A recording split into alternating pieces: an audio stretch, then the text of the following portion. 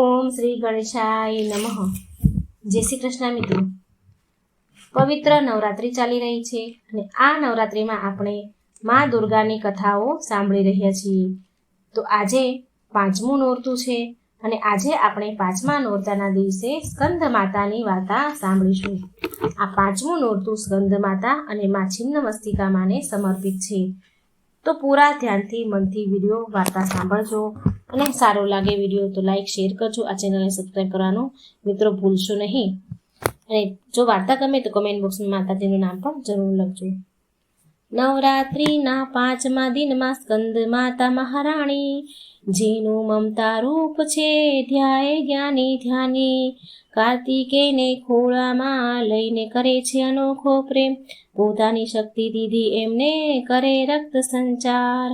યા દેવી સર્વભૂતેષુ માં સ્કંદ માતા રૂપેણ સંસ્થિતા, નમસ્તસ્યે નમસ્તસ્યે નમસ્તસ્યે નમો નમઃ. ઓમ નમઃ શિવાય. પ્રિય ભક્તો, આજે નવરાત્રિનો પાંચમો દિવસ છે. સ્કંદ માતા અને મા છિન્નમસ્તિકાને સમર્પિત છે. આજના દિવસે શુદ્ધ મનથી માતાની કથા સાંભળવાથી તથા પૂજા વ્રત કરવાથી માની કૃપાથી સાધના તથા કથા સાંભળનારને અલૌકિક તેજની પ્રાપ્તિ થાય છે. મનની અશાંતિ, દુઃખ તથા અસહનીય કષ્ટોથી પીડાથી મુક્તિ મળે છે અને શત્રુઓનો નાશ થાય છે. પ્રત્યેક સંઘર્ષમાં વ્યક્તિને વિજય પ્રાપ્ત થાય છે, સાથે તેને રાજયોગ પ્રાપ્ત થાય છે. છિન્નમસ્તિકા માને મા પાર્વતીનું સ્વરૂપ માનવામાં આવે છે, જે ઘણા ઉગ્ર રૂપમાં રહે છે. છિન્નમસ્તિકા માતાના હાથમાં સ્વયંનું કાપેલું માથું મૂકેલું છે. પ્રિય ભક્તો, માને એમના ભક્ત બહુ પ્રિય છે. ભક્તો માટે આ મમતામય માતા છે. જો ભક્તો માટે માને તેમનું પોતાનું મસ્તક પણ જો કાપવું પડે ને તો માં વાર નથી કરતા. તેમનું લોહી પીવડાવીને ભક્તોને નવું જીવન પ્રદાન કરે છે. આટલા મમતામય આ સ્કંદ માતા છે, છિન્નમસ્તિકા માતા છે. માના વખાણ કરવા એ તો આપણા વશની વાત જ નથી. તો આજે હું સંભળાવી રહી છું મા છિન્નમસ્તિકા તથા મા મમતામય સ્કંદ માતાની દુર્લભ તથા પૌરાણિક કથા. આની પહેલા મિત્રો ચેનલને સબસ્ક્રાઇબ કરવાનું ભૂલશો નહીં. જલ્દીથી સબસ્ક્રાઇબ કરી દો. સાથે વિડીયો લાઈક અને શેર પણ કરજો. કમેન્ટ બોક્સમાં માતાજીનું નામ લખો. મા દુર્ગા તમારી બધી જ મનોકામના પૂરી કરે, સર્વ દુઃખ દૂર કરે એવી મારી માતાજીની પ્રાર્થના છે. ઓમ ગણપતિ નમઃ. પ્રિય ભક્તો, એક કથા અનુસાર એકવાર પૂર્ણિમાની રાતે શિકારની શોધમાં રાજા દામોદર ભૈરવી નદીના સંગમ તટ પર પહોંચ્યા. રાત્રે આરામ કરતા સમયે સપનામાં લાલ વસ્ત્ર ધારણ કરેલા મુખમંડળવાળી એક કન્યા જોઈ તેણે રાજાને કહ્યું કે, હે રાજા, આ ઉંમરમાં સંતાન ન થવાથી તમારું જીવન સૂનું લાગે છે. મારી આજ્ઞા માનો તો રાણીનો ખોળો ભરાઈ જશે. રાજાની આંખો ખુલી ગઈ તો તે આમ તેમ ફરવા લાગ્યા. તો એવામાં એમણે જોયું કે સપનામાં એમણે કન્યા જોઈ હતી તેવી જ કન્યા તેની સામે ઊભી છે. એ કન્યા જળની અંદરથી રાજા સામે પ્રગટ થઈ. એનું રૂપ અલૌકિક હતું. રાજાને જોઈ કન્યા કહેવા લાગી કે, હે રાજન, હું છિન્નમસ્તિકા દેવી છું. કળિયુગના મનુષ્ય મને નથી જાણી શકતા, પણ હું આ વનમાં પ્રાચીન કાળથી રહું છું. ગુપ્ત રૂપથી નિવાસ કરી રહી છું. હું તને વરદાન આપું છું કે આજથી ઠીક 9મા મહિને તને પુત્ર પ્રાપ્તિ થશે. દેવી બોલ્યા, હે રાજન, જે સ્થાન પર મેં તને દર્શન આપ્યા છે એની નજીક તને એક મારું મંદિર દેખાશે. આ મંદિરની અંદર પથ્થરની એક મૂર્તિ છે, પ્રતિમા છે. તું સવાર સાંજ મારી ત્યાં પૂજા કર. આમ કહીને છિન્નમસ્તિકા દેવી અંતર ધ્યાન થઈ ગયા. ત્યાર પછી આ પવિત્ર તીર્થ રજપ્પાના રૂપમાં વિખ્યાત થયું અને આ રજપ્પા મંદિરમાં છિન્નમસ્તિકા માનું પ્રચલિત તથા શક્તિપીઠ મંદિર છે. તો પ્રિય ભક્તો, હવે તમે સાંભળો મા છિન્નમસ્તિકાની ઉત્પત્તિની કથા. પ્રિય ભક્તો, આ વાત એ સમયની છે જ્યારે દુર્ગમસુર નામનો એક રાક્ષસ પૃથ્વીથી લઈને સ્વર્ગલોક સુધી ઉત્પત્તિ અને ઉત્પાત મચાવી દીધો હતો.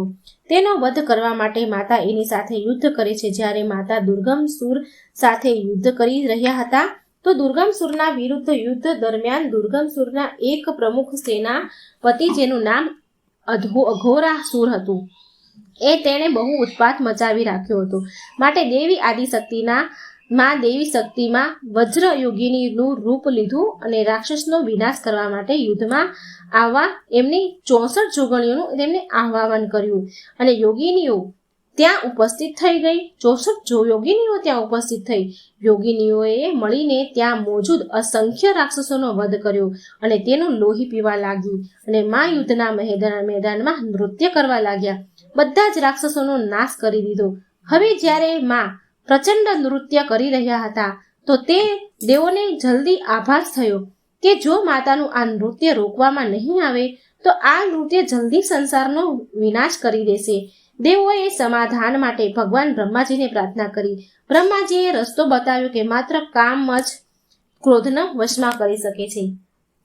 માટે દેવતાઓએ મા દેવી શક્તિના ક્રોધને વશ કરવા માટે કામદેવને કહ્યું. ભગવાન કામદેવ અને તેમની પત્ની રતિ સાથે યુદ્ધના મેદાનમાં બંને આવ્યા અને એમના પર મા ઉપર પ્રેમનું બાણ ચલાવ્યું. દેવી પર તીરનો કોઈ પ્રભાવ ન થયો. માએ તીર તોડીને પાછું કામદેવ અને રતિ ઉપર ફેંકી દીધું. કામદેવ અને રતિ એમના જ પ્રેમના બાણથી ઘાયલ થઈને તેમની ઇન્દ્રિયો પર નિયંત્રણ તે ખોઈ બેઠા. અને પછી શું? યુદ્ધના મેદાનમાં જ સહવાસ કરવા લાગ્યા. અને આના ઉપર દેવી હસી પડ્યા અને સહવાસી જોડીને ઇન્દ્રદેવ અને કામદેવ અને દેવી રતિ બંને સહવાસની જોડીમાં તેમણે તેમના પગથી કતરી નાખ્યા. એ સમયે દેવીની મુખ્ય 64 યોગિનીઓએ ભોજન માંગ્યું, કેમ કે લોહીની તરસ ક્યારેય શાંત નથી થતી, એ વધતી જ જાય છે. એ 64 યોગિનીઓની લોહી પીવાની ઈચ્છા વધતી જ જતી હતી. તે ભૂખના મારે વ્યાકુળ થઈ રહી હતી.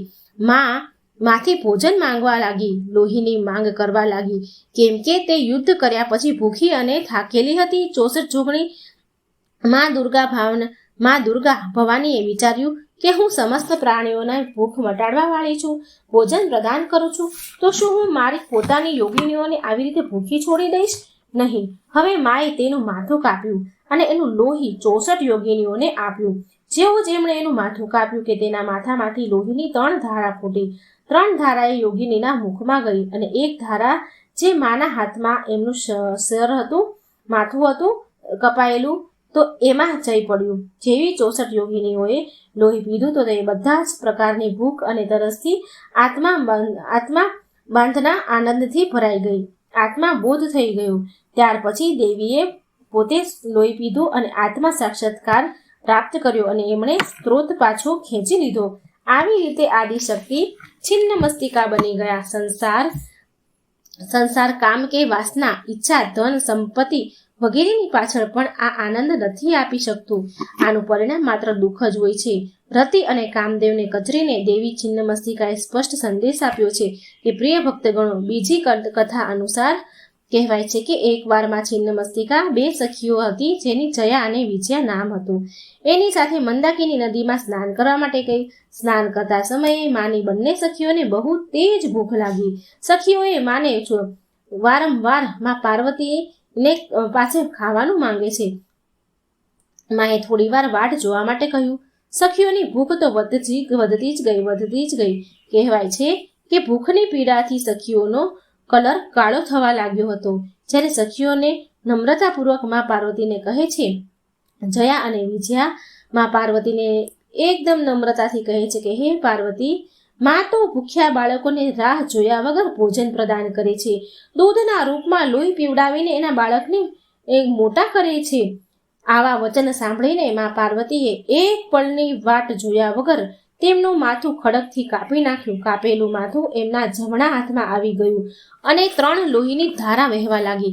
2 ધારાને તેની સખીના મોંમાં નાખી અને ત્રીજી ધારા જે ઉપર તરફ ઉડી હતી તે સ્વયં પીવા લાગ્યા. લોહીથી ને બંને સખીઓ તે તૃપ્ત થઈ ગઈ. માન્યતા છે કે ત્યારથી જ માને છિન્નમસ્તિકાના રૂપમાં જાણવામાં આવે છે, ઓળખાય છે અને માં છિન્નમસ્તિકાના પ્રખ્યાત થયા. માને એમની ભક્તિ અત્યંત પ્રિય છે. એમના ભક્ત બહુ પ્રિય છે. ભક્તો માટે વાત્સલ્યની મૂર્તિ છે માં છિન્નમસ્તિકા. જો ભક્તો માટે માને તેનું માથું પણ કાપવું પડે તો એ વાર નથી કરતા. તેમનું લોહી પીવડાવીને પણ પોતાના ભક્તોનું જીવન પ્રદાન કરે છે. તો એકવાર પ્રેમથી બોલો, જય માં છિન્નમસ્તિકા. હે ભવાની, તમારા બધા ભક્તો ઉપર કૃપા કરજો, તેમને બધા સંકટથી બચાવજો, શત્રુઓનો નાશ કરજો, તેને સુખ, સમૃદ્ધિ તથા આત્મજ્ઞાન પ્રદાન કરજો. જય માં પાર્વતી, જય માં છિન્નમસ્તિકા. ઓમ નમઃ શિવાય. પ્રિય ભક્તો, હવે આપણે સાંભળીએ મમતામય બહુ દુર્લભ સુંદર પૌરાણિક કથા માં સ્કંદ માતાની કથા. નવરાત્રિના 5મા દિવસે સ્કંદ માતા મહારાણી, જેનું મમતા રૂપ છે ગુણ ગાય ધ્યાની જ્ઞાની. કાર્તિકેયને ખોળામાં લઈને કરે છે અનોખો પ્રેમ, પોતાની શક્તિ દીધી તેમને કરે રક્ત સંચાર. યા દેવી સર્વભૂતેષુ માં સ્કંદ માતા રૂપેણ સંસ્થિતા, નમસ્તસ્યે નમસ્તસ્યે નમસ્તસ્યે નમો નમઃ. જય માતાજી. ઓમ નમઃ શિવાય. પ્રિય ભક્તો, સૂર્યમંડળની અધિષ્ઠાત્રી દેવી માં સ્કંદ માતાને સમર્પિત છે. આજના દિવસે પ્રસન્ન મનથી માં સ્કંદ માતાની કથા સાંભળવાથી સાધકો તથા સાંભળનારને અલૌકિક તેજ પ્રાપ્ત થાય છે. મનની અશાંતિ, દુઃખો અને અસહનીય કષ્ટોથી મુક્તિ મળે છે. વ્યક્તિ જન્મ મરણના ચક્રમાંથી છૂટી જાય છે. મોક્ષ પ્રદાન કરે છે માં, સાથે યશ વૈભવ પુત્ર પ્રાપ્તિ આપે છે. તો આજે હું સંભળાવું છું શારદીય નવરાત્રિ માં સાંભળવામાં આવતી માં સ્કંદ માતાની અતિ દુર્લભ કથા. જ્યારે રાજા દક્ષના યજ્ઞમાં માં સતી અગ્નિકુંડમાં ઉડીને ભસ્મ થઈ ગયા, ત્યારે શિવજી વિલાપ કરતા કરતા ઊંડી તપસ્યામાં લીન થઈ ગયા. આનાથી સૃષ્ટિ શક્તિહીન થઈ ગઈ. અસુરોએ આ અવસરનો લાભ ઉઠાવ્યો. પૌરાણિક કથામાં વર્ણન છે કે એક અસુર જેનું નામ તારકાસુર હતું, એણે એની કઠોર તપસ્યાથી બ્રહ્માજીને પ્રસન્ન કરીને અમર થવાનું વરદાન માંગ્યું. ત્યારે બ્રહ્માજીએ કહ્યું કે હે તારકાસુર, આ ધરતી પર જેનો જન્મ થયો છે એનું મૃત્યુ પણ નિશ્ચિત છે, પણ અમર નથી થઈ શકતું કોઈ, તો કોઈ બીજું વરદાન માંગી લે. આ સાંભળી તારકાસુર બહુ દુઃખી થયો. થોડી વાર એને વિચાર કર્યો, પછી કપટી મુસ્કાન સાથે કહ્યું કે હે ભગવાન, મને એવું વરદાન આપો કે ભગવાન શિવના પુત્રના હાથે મારું મૃત્યુ થાય. બ્રહ્માજી બોલ્યા તથાસ્તુ, અને અંતર ધ્યાન થઈ ગયા. તારકાસુરે વિચાર્યું લીધું કે ભગવાન શિવ તો માતા સતીના વિયોગમાં આદિ કાળ સુધી તપસ્યામાં લીન રહેશે, અને માતા સતીનું સ્થાન શંકર ભગવાન કોઈ બીજાને આપશે નહીં, માટે એ વિવાહ કરશે જ નહીં, અને તેથી તેનું મૃત્યુ તો થવાનું જ નથી. તેનું મૃત્યુ જે શંકર ભગવાનના પુત્રના હાથે થવાનું છે, તે તો શિવજીના વિવાહ વિના પુત્રનો જન્મ કેવી રીતે થશે? આ તો બધું અસંભવ જ છે. હવે જુઓ, એક પ્રકારથી તારકાસુર પોતાને અમર સમજી બેઠો હતો. એ બહુ શક્તિશાળી અને ક્રૂર થઈ ગયો હતો. આ વરદાન મળ્યા બાદ તેણે દેવતાઓ પર અત્યાચાર કરવાનો શરૂ કર્યો. દેવતા પણ બહુ હેરાન થઈ ગયા અને તેમણે બ્રહ્માજી પાસે મદદ માંગી. બ્રહ્માજીને કહ્યું, તારકાસુર અંતે શિવ પુત્ર જ કરી શકે છે. તારકાસુરનો અંત માત્ર શિવ પુત્ર જ કરી શકશે. આ સાંભળી ઇન્દ્રદેવ સમસ્ત દેવતાઓ ભગવાન શિવ પાસે પહોંચ્યા. આ સૃષ્ટિને તારકાસુરથી મુક્તિ આપવાનું નિવેદન કર્યું. શિવજીએ આ બધી સમસ્યાથી મુક્તિ આપવાનું વચન આપ્યું દેવોને. ત્યારે ભગવાન શિવજીએ પાર્વતીજીને તેમના પ્રત્યેના અનુરાગની પરીક્ષા અને માતા પાર્વતીની તપસ્યાથી પ્રસન્ન થઈને તેમની સાથે વિવાહ કરે છે. વિવાહ કર્યા બાદ શિવ પાર્વતીના પુત્ર સ્કંદ, જેને આપણે કાર્તિકેય કહીએ છીએ, તેનો જન્મ થયો. કાર્તિકેય બાળ અવસ્થાથી જ વીર અને શક્તિશાળી હતા. તો માતા પાર્વતીએ સ્કંદ માતાનું રૂપ લીધું અને કાર્તિકેયને તેમનો પુત્ર બનાવ્યો, અને તેમને અસ્ત્ર શસ્ત્રની શિક્ષા આપી અને તેને એની સમસ્ત શક્તિ પ્રદાન કરી. હવે જુઓ, કાર્તિકેય દુષ્ટ અસુરોનો સંહાર કરવાનો શરૂ કરી દીધો. કાર્તિકેય બાળ અવસ્થાથી જ બહુ વીર અને શક્તિશાળી હતા. તેમણે દુષ્ટ અસુરોનો સંહાર કરી દીધો. એટલે અંતે તે સમય પણ આવી ગયો કે જેની દેવતાઓને યુગોથી પ્રતીક્ષા હતી. કાર્તિકેયે તારકાસુર સાથે યુદ્ધ કર્યું. એક ભયંકર યુદ્ધ થયું, જેમાં કાર્તિકેયે તારકાસુરનો વધ કરી દીધો. દેવતાઓએ ભગવાન કાર્તિકેયનો વીરતાની પ્રશંસા કરી અને તેમને દેવતાઓના સેનાપતિ બનાવ્યા. ભગવાન શંકરના બીજા પુત્ર હતા સ્કંદ, જેને સુબ્રમણ્યમ, મરુગન અને કાર્તિકેયના નામથી પણ ઓળખાય છે. સ્કંદ માતાની ઉપાસના નવરાત્રિના 5મા દિવસે કરવામાં આવે છે. આ દિવસે સાધકનું મન વિશુદ્ધ ચક્રમાં અવસ્થિત હોય છે. સ્કંદ માના સ્વરૂપમાં ભગવાન સ્કંદ એટલે કે કાર્તિકેય બાળકના રૂપમાં માના ખોળામાં બેઠા છે. સ્કંદ માતાની 4 ભુજાઓ છે, જેમાં ડાબી બાજુની ઉપરની ભુજામાંથી 6 માથાવાળા ભગવાન સ્કંદને પકડીને બેઠા છે, વહાલ કરે છે, અને ડાબી બાજુની નીચેવાળી ભુજાને ઉપર તરફ ઉઠેલ છે, તેમાં કમળનું ફૂલ છે. જમણી બાજુની ઉપરની ભુજા ઉપર આશીર્વાદ મુદ્રામાં છે અને નીચેવાળી ભુજામાં કમળનું ફૂલ છે. આ ભગવાન સ્કંદ કાર્તિકેયની માતા છે. સ્કંદ માતાનું વર્ણ અત્યંત શુભ છે. માં કમળના આસન પર બિરાજમાન છે. આ માનું વાહન સિંહ છે.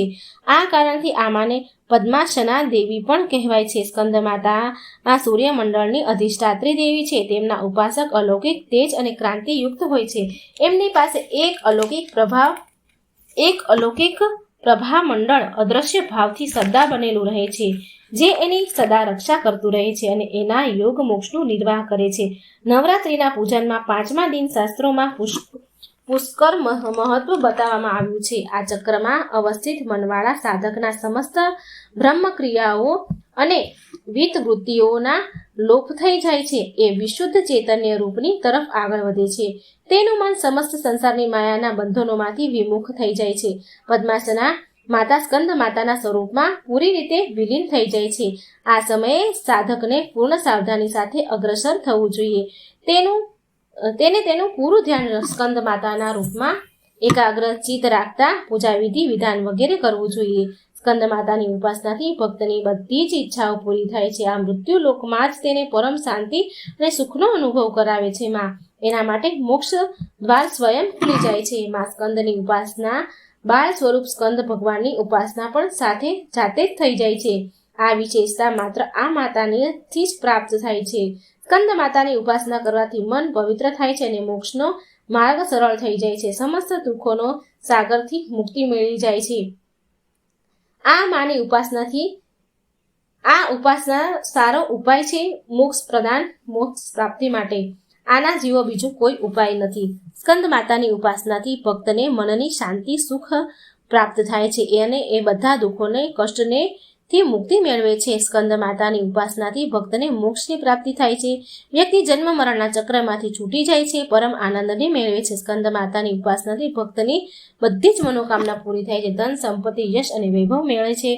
પ્રિય ભક્તો, નવરાત્રિના 5મા દિવસે સ્કંદ માતાની કથા સાંભળવાથી વાંચવાથી સ્કંદ માતાની ઉપાસનાથી ભક્તોની બધા પ્રકારની મનોકામના પૂરી થાય છે. સ્કંદ માતાનો મુખ્ય મંત્ર આ પ્રમાણે છે: ચંડ વીરા ચંડ માયા ચંડ મુંડ પ્રહજની તા નમામી ચ દેવસી ચંડી કામ ચંડ વિગ્રમમઃ. એકવાર પ્રેમથી બોલો સ્કંદ માતાની જય. જય મા ભવાની. તમારા બધા જ ભક્તોના દુઃખ દૂર કરજો. હે મા ભવાની, બધાનું કલ્યાણ કરજો. જય મા ભવાની. ઓમ નમઃ શિવાય. મિત્રો, વિડીયોને શેર કરવાનું ભૂલશો નહીં. ચેનલને સબસ્ક્રાઈબ કરવાનું ભૂલશો નહીં. જય શ્રી કૃષ્ણ. રાધે રાધે. Thank you.